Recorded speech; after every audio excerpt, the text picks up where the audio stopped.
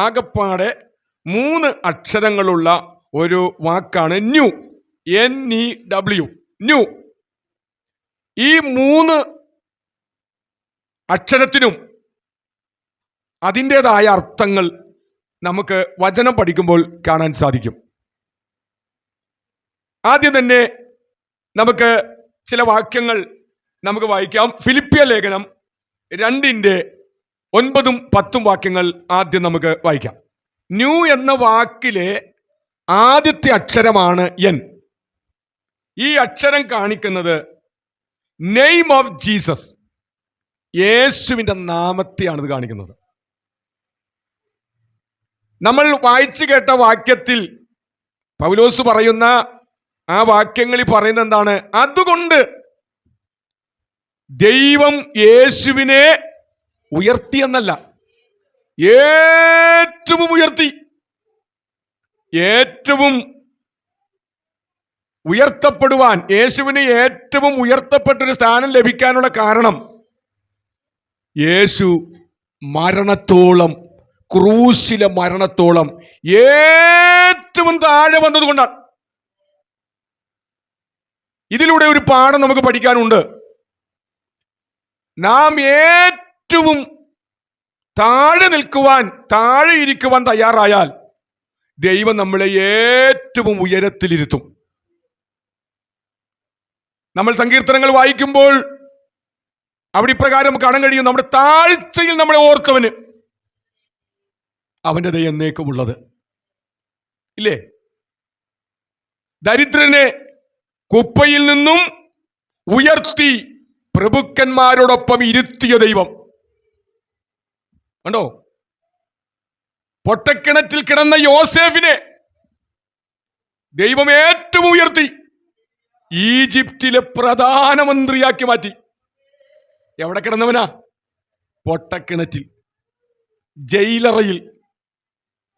അത്രയും താഴ്ന്ന മണ്ഡലങ്ങളിൽ അവൻ ഇരുന്നപ്പോൾ അവനെ ഒരിക്കലും മറക്കാത്തവനായ ദൈവം അവന്റെ കൂടെ ഇരുന്നു, യോസേഫിന്റെ കൂടെ ഇരുന്നു. ദൈവം യേശുവിനെ ഏറ്റവും ഉയർത്തി, സകല നാമത്തിലും മേലായ നാമം നൽകി. അപ്പോ യേശുവിന്റെ നാമത്തിന്റെ ശക്തിയാണ് ഇവിടെ കാണുന്നത്. ഈ ലോകത്ത് ഒരുപാട് നാമങ്ങളുണ്ട്. ആ നാമങ്ങളെക്കാളും എത്ര കോടി നാമങ്ങൾ ഇവിടെ ഉണ്ടെങ്കിലും ആ നാമങ്ങളെക്കാളും ഏറ്റവും മേലായ നാമമാണ് യേശു ക്രിസ്തുവിന്റെ നാമം. യേശു ക്രിസ്തു എന്ന് നമ്മൾ പറയുമ്പോൾ തന്നെ സകല നാമങ്ങളും അവിടെ കീഴടങ്ങും. യേശുവിന്റെ നാമം കേൾക്കുമ്പോൾ അന്ധകാര ശക്തികൾ കിടുങ്ങി വിറയ്ക്കും. യേശുവിന്റെ നാമം കേൾക്കുമ്പോൾ ദുരാത്മശക്തികൾ വിറയ്ക്കും. യേശുവിന്റെ നാമത്തിങ്കൽ മുട്ടുമടക്കാത്ത ഒന്നും തന്നെയില്ല. അതാണ് സകല നാമത്തിലും മേലായ നാമം എന്ന് യേശുവിന്റെ നാമത്തെക്കുറിച്ച് പറയുന്നത്. ആ നാമത്തിന്റെ പ്രത്യേകതകൾ നമുക്കവിടെ കാണാൻ പറ്റും. സ്വർലോകരുടെയും ഭൂലോകരുടെയും അധോലോകത്തിലുള്ളവരുടെയും.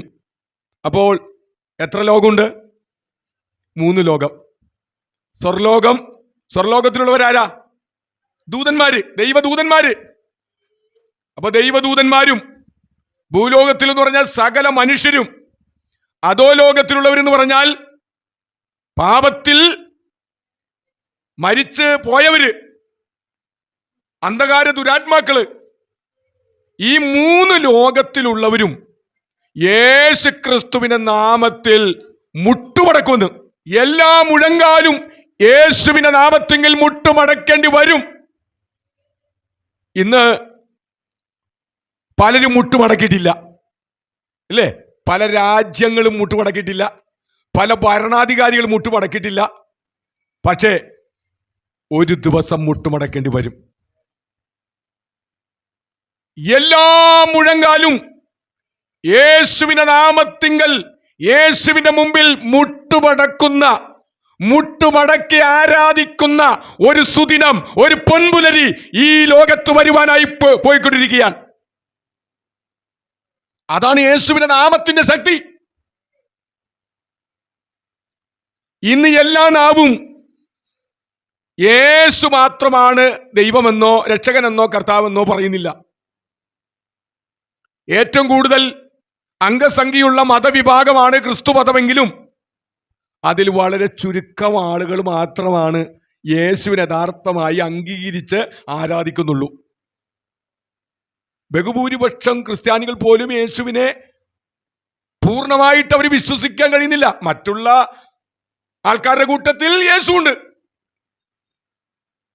എന്നാൽ സ്ഥിതി മാറാൻ പോവുകയാണ്, കഥ മാറാൻ പോവുകയാണ്. നമ്മൾ പറയല്ലോ, കാലം മാറി കഥ മാറി. കഥ മാറും, സ്ഥിതി മാറും, മാറാത്തതെല്ലാം മാറും. ദൈവത്തിന് അസാധ്യമായിട്ടൊന്നുമില്ലെന്നേ. മുട്ടുമടക്കാത്തവനെ മുട്ടുമടക്കിക്കും, ഏറ്റുപറയാത്തവനെ കൊണ്ട് ഏറ്റുപറയിപ്പിക്കും. യേശു മാത്രമാണ് ദൈവം, യേശു മാത്രമാണ് രക്ഷകൻ, യേശുവിലൂടെ മാത്രമാണ് രക്ഷ എന്ന് വിശ്വസിക്കേണ്ടി വരും, ഏറ്റുപറയേണ്ടി വരും. യേശുവിന്റെ നാമത്തെങ്കിൽ ആരാധിക്കേണ്ടി വരും. ആ നാമത്തെയാണ് നമ്മൾ വിശ്വസിക്കുന്നത്. ആ നാമത്തിന് അതിൻ്റെതായ ശക്തിയുണ്ട്. യേശുവിന്റെ നാമത്തിങ്കൽ ഒരു രോഗത്തോട് മാറിപ്പോകട്ടെ എന്ന് കൽപ്പിച്ചാൽ അത് പോകും. യേശുവിന്റെ നാമത്തിൽ ഭൂതങ്ങൾ വിട്ടുപോകുവാൻ കൽപ്പിച്ചാൽ ഭൂതങ്ങൾ വിട്ടുപോകും. മരണം മാറിപ്പോകും, പ്രതിസന്ധികൾ മാറിപ്പോകും, പ്രശ്നങ്ങൾ മാറിപ്പോകും. യേശുവിന്റെ നാമത്തിങ്കൽ മാറിപ്പോകാത്തതൊന്നുമില്ല. വിശ്വസിക്കാൻ കഴിയുന്നുണ്ടോ? വിശ്വസിക്കാൻ കഴിയുന്നുണ്ടോ? നിങ്ങൾ ട്രൈ ചെയ്യൂ. പ്രശ്നങ്ങൾ വരുമ്പോൾ, രോഗങ്ങൾ വരുമ്പോൾ, പ്രതികൂലങ്ങൾ വരുമ്പോൾ യേശു ക്രിസ്തുവിന്റെ നാമത്തിൽ സ്വർഗത്തിലും ഭൂമിയിലും സകല അധികാരവും പ്രാപിച്ചിരിക്കുന്ന യേശുവിന്റെ നാമത്തിൽ ഈ പ്രതികൂലങ്ങളെ ഞാൻ ശാസിക്കുന്നു എന്ന് പറഞ്ഞാൽ അവിടെ വലിയ ശാന്തത ഉണ്ടാകും. പക്ഷെ നമ്മളിത് പ്രായോഗികമാക്കുന്നില്ല. യേശു അതാണ് ശിഷ്യന്മാരോട് പറഞ്ഞത്. കാറ്റും കടലൊക്കെ യേശു ശാന്തമാക്കിയല്ലോ. എന്നിട്ട് അവരുടെ മുഖത്ത് നോക്കി യേശു പറഞ്ഞു, വേർ ഇസ് യുവർ ഫെയ്ത്ത്? നിങ്ങളുടെ വിശ്വാസം എവിടെ? ആ ഒരു ചോദ്യം, വേർ ഇസ് യുവർ ഫെയ്ത്ത്? എന്താണ് അതിന്റെ അർത്ഥം? നിങ്ങൾ എന്നെ എഴുന്നേൽപ്പിക്കേണ്ട ആവശ്യമൊന്നുമില്ലായിരുന്നു ശിഷ്യന്മാരെ. നിങ്ങൾ 12 പേരും ഒന്ന് വിശ്വസിച്ച് ഈ കാറ്റും കടലിനെ ഒന്ന് കൽപ്പിച്ചിരുന്നെങ്കിൽ, ശാസിച്ചിരുന്നെങ്കിൽ പണ്ടേ ശാന്തത ഉണ്ടായേനെ. നിങ്ങൾക്കുള്ള അതേ വിശ്വാസമാണ് എനിക്കുള്ളത്. അതാണ് യേശു ചോദിച്ചത്, വേർ ഇസ് യുവർ ഫെയ്ത്ത്? നിങ്ങളുടെ വിശ്വാസം എവിടെ? നിങ്ങളുടെ വിശ്വാസം നിങ്ങൾ ഉപയോഗിച്ചില്ല, എന്റെ വിശ്വാസം ഞാൻ ഉപയോഗിച്ചു. അങ്ങനെയെങ്കിൽ പ്രിയപ്പെട്ടവരെ, സ്വർഗത്തിലും ഭൂമിയിലും സകല അധികാരവുമുള്ള നാമമാണ് യേശുവിൻ്റെ നാമം. ഈ പുതിയ വർഷം ഈ 2026 നമ്മുടെ ജീവിതത്തിൽ പല പ്രശ്നങ്ങളും കടന്നു വരും, പല പ്രതികൂലങ്ങൾ കടന്നു വരും. അതിന് മുമ്പിൽ ഭയപ്പെട്ട് പുറകോട്ട് പോകാനല്ല ദൈവം നമ്മളെക്കുറിച്ച് ആഗ്രഹിക്കുന്നത്. മറിച്ച് കർത്താവിൻ്റെ നാമത്തിൽ, യേശുവിൻ്റെ നാമത്തിൽ പൂർണ്ണമായി വിശ്വസിച്ചുകൊണ്ട് ആ പ്രതികൂലങ്ങളെ യേശുവിൻ്റെ നാമത്തിൽ ശാസിക്കുക. അത് വിട്ടുപോയിരിക്കും. പക്ഷേ നമ്മളത് യേശുവിന്റെ നാമത്തിൽ കൽപ്പിക്കുവാൻ തയ്യാറാണോ? നമ്മുടെ വാക്കുകൾക്ക് ശക്തിയുണ്ട്. യേശുവിന്റെ നാമത്തിൽ പറയുന്ന വാക്കുകൾക്ക് എന്തുണ്ട്? ശക്തിയുണ്ട്, അധികാരമുണ്ട്. യേശുവിന്റെ നാമത്തിലാണ് പറയുന്നത്, ഓർക്കണം. ഇപ്പൊ ന്യൂ എന്ന ആ വാക്കിന്റെ ഒന്നാമത്തെ വാക്കാണ്, അക്ഷരമാണ് എൻ. എന്തിനെ കാണിക്കുന്നു? Name of Jesus. യേശുവിന്റെ നാമത്തിലുള്ള അധികാരത്തെയാണ് നമുക്കവിടെ കാണാൻ കഴിയുന്നത്.